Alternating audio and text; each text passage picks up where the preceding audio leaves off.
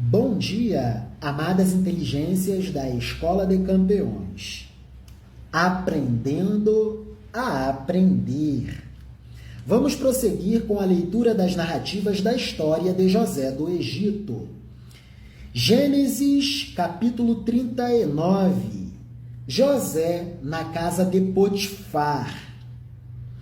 José foi levado para o Egito, onde os ismaelitas o venderam a um egípcio chamado Potifar, um oficial que era o capitão da guarda do palácio.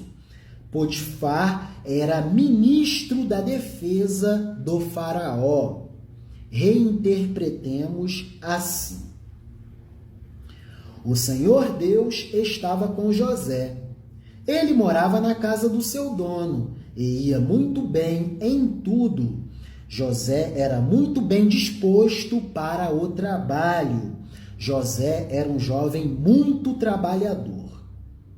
O dono de José viu que o Senhor estava com ele e o abençoava em tudo o que fazia. Assim, José ganhou a simpatia do seu dono, que o pôs como seu ajudante particular. Potifar deu a José a responsabilidade de cuidar da sua casa e de tomar conta de tudo o que era seu. Dali em diante, por causa de José, o Senhor abençoou o lar do egípcio e também tudo o que ele tinha em casa e no campo. José se tornou administrador de todo o patrimônio de Potifar. Potifar entregou nas mãos de José tudo o que tinha e não se preocupava com nada, a não ser com a comida que comia. José era um belo tipo de homem e muito simpático. Algum tempo depois, a mulher do seu dono começou a cobiçar José. Um dia ela disse bem assim: "Venha, José, vamos para a cama. Venha, deita-se comigo, José." José recusou, dizendo bem assim: "Escute, o meu dono não precisa se preocupar com nada nesta casa, pois eu estou aqui. Ele me pôs como responsável por tudo o que tem. Nesta casa eu mando tanto quanto ele. Aqui eu posso ter o que quiser, menos a senhora, porque a senhora é mulher dele. Sendo assim, como poderia eu fazer uma coisa tão imoral e pecar contra Deus e contra Potifar?" Todos os dias ela insistia, e insistia muito. Todos os dias ela insistia que ele fosse para a cama com ela. Mas José não concordava e também evitava estar perto dela. José fugia da aparência do mal. Mas um dia, como de costume, ele entrou na casa para fazer o seu trabalho e nenhum empregado estava ali. Então, ela o agarrou pela capa e disse: "Venha, José, é hoje. Deita-se comigo, vamos para a cama." Mas ele escapou e correu para fora, deixando a capa nas mãos dela. Quando notou que, ao fugir, ele havia deixado a capa nas mãos dela, a mulher chamou os empregados da casa e começou a gritar, dizendo bem assim: vejam só, este hebreu que o meu marido trouxe para casa está nos insultando. Ele entrou no meu quarto e quis ter relações sexuais comigo, mas eu gritei mais alto que pude. Gritei o mais alto que pude. Daí, quando eu comecei a gritar, ele fugiu, deixando a sua capa no meu quarto.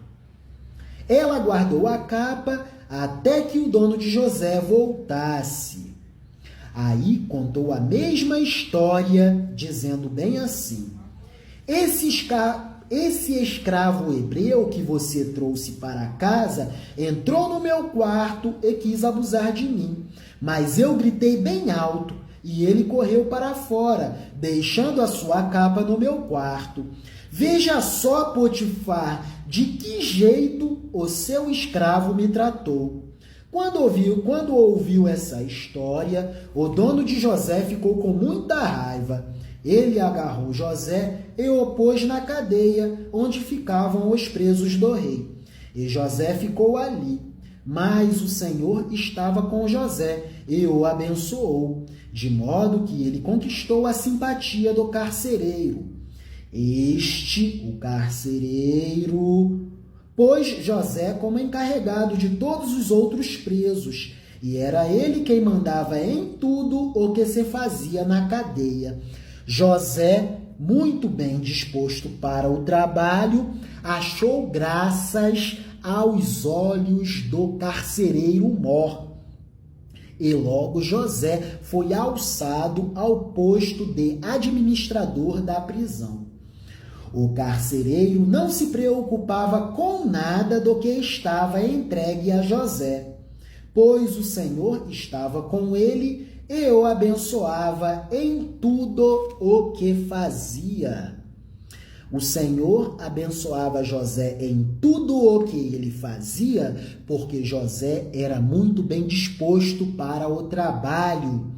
José era um jovem que fazia o seu trabalho caprichosamente, zelosamente, com muita acuidade e acurácia. Aprendamos com José do Egito. Próximo tópico, capítulo 40 do livro do Gênesis. José explica 2 sonhos na prisão. É isso. Vida longa, amadas inteligências da Escola de Campeões, aprendendo a aprender.